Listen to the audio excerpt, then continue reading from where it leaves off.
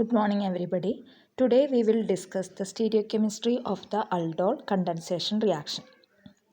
In the last class, we have already studied the aldol condensation reaction is the reaction between an enolate and a ketone or an aldehyde. So in the last class, we have discussed that the stereochemistry of the final product will depend upon the stereochemistry of the enolate. If the ketone is enantiomerically, it is an optically inactive compound. See here in this example, this is our alkene, and if you are using any base like LDA or any other base, it will pick up one of the hydrogen in the alkene and will easily form the enolate. And the enolate may be Z or E-enolate. Z means both the group are on the same side, and E means both the group are on the different side. See, in the Z enolate, while we are comparing the two substituent OMe and R2 of the doubly bonded carbon atom, we have to give the first priority to OMe because carbon is directly connected to the oxygen. So first priority goes to OMe, and the next priority is for R2. So in the other side of the doubly bonded carbon atom, we have R1 and hydrogen. So if we are comparing the R1 and hydrogen, we will give the priority to the R1. See here in the OMe and R1 are on the same side. So this enolate is named as Z enolate, just like our cis compound. And in the E enolate, see here OMe is given to the first priority and R1 is the first priority on the other carbon atom, and both these two group are on the opposite side. We call it as E enolate. And depending upon the stereochemistry of the enolate, the final product is also changed. The E enolate always give cis major product and E enolate give anti major product. That means Z means it is just like our cis. Z always gives syn enolate, syn product, and E enolate always give anti product. See here the stereochemistry of the final product, stereochemistry of the one of the chiral center in the final product is the same.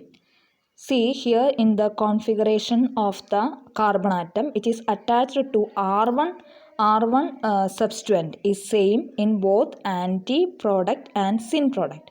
But the stereochemistry of the next carbon atom, which is attached to R group, may change. In both the case, we will get one enantiomer, and here in these both enantiomer, the configuration of the one of the carbon atom is constant, and the configuration of the other carbon atom is different. That's why both the enantiomer are diastereoisomer. Next, there is a question arise why the Z enolate always give a syn product and E enolate always give a anti product. This will explain the structure of the transition state.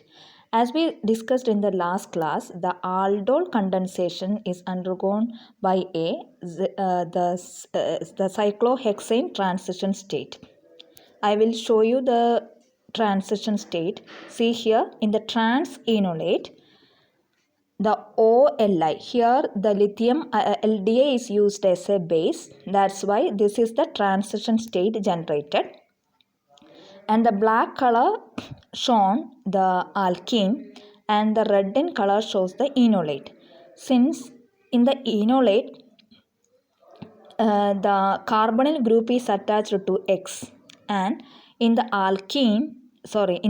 ketone, the hydrogen is attached, and both the X and hydrogen on in the axial position, and the bulky group in the ketone, that is the R group, which is away from X. So in the trans enolate, this is the preferred configuration because it is in this configuration in this transition state, the steric hindrance is minimum. Whereas in the second transition state, which is I have shown near to our right hand side, see here, in which both the bulky group R and X in the upward direction, that is in the axial position, so it will create some steric hindrance. That's why it is an unfavored, disfavored transition state. So the most preferred one is this one. So the reaction undergone through this transition state.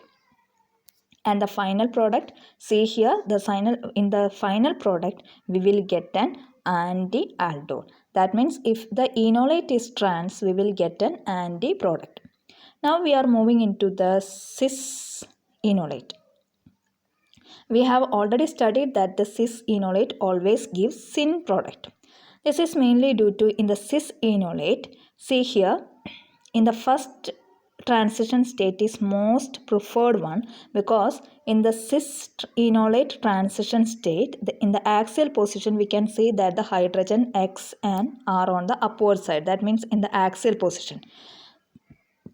Whereas in the transition state, which is I have shown near to our right hand side, in which the X and R on the axial position, they are very close to each other, so it causes some steric hindrance. That's why this is the preferred configuration, preferred transition state, and reaction undergone through this transition state, and we will get the syn aldol as the product. So always keep in mind that syn enolate always gives syn major product, and enolate always give anti as the major product.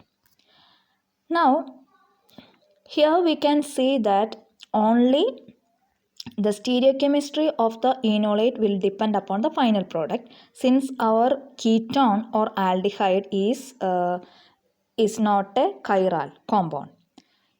But in the next case, we are coming into both the enolate and the ketone is optically active. See, in the first case,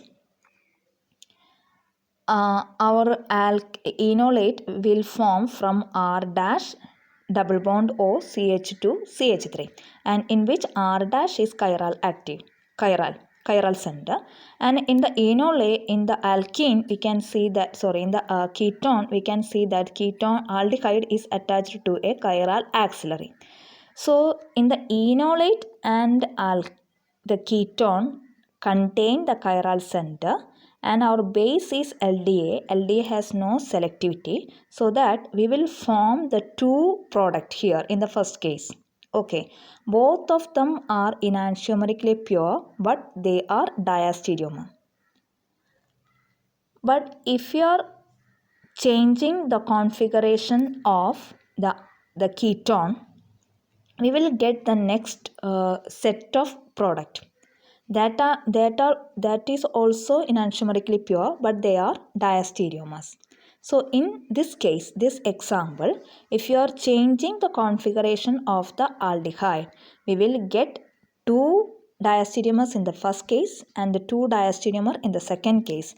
That's why this type of the reaction, which contain the both the ketone and enolate, is optically active. In that case, we will get four different set of product. That's why it is an example for double diastereoselective aldol reaction. Okay. Now, while we are mixing the enolate and the ketone, we can mix either the same configuration, either the enolate and ketone are in the same configuration, or enolate or ketone may be in the different configuration. In both case, we will get enantiomerically pure compound, but they are diastereomers. And as we said earlier, these are the example for double diastereoselective reaction.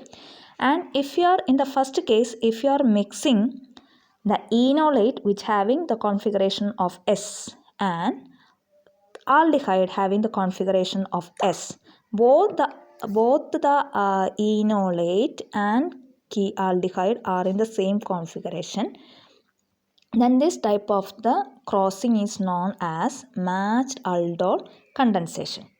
And in the second case, enolate are in the R configuration and aldehyde are in the S configuration, and both the configuration are entirely different, and this type of the mixing is known as mismatched mixing. So in the both the case we will get diastereoisomer.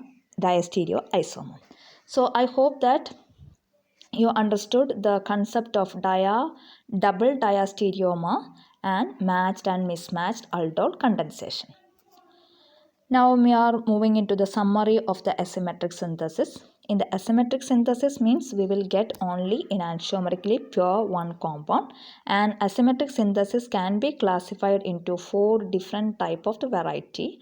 First one is chiral substrate controlled, the second one is chiral auxiliary controlled, and third one is chiral reagent controlled, and the fourth one is chiral catalyst controlled. Now each category can be again subdivided. The chiral substrate means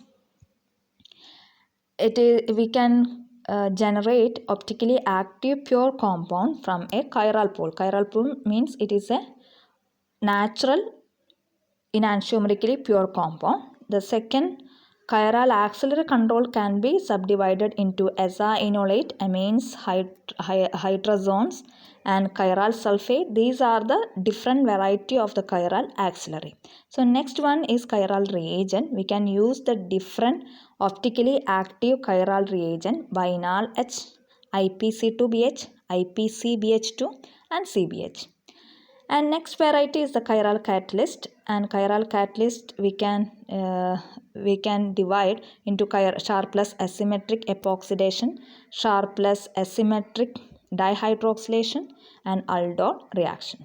I hope that you understood the concept. Thank you.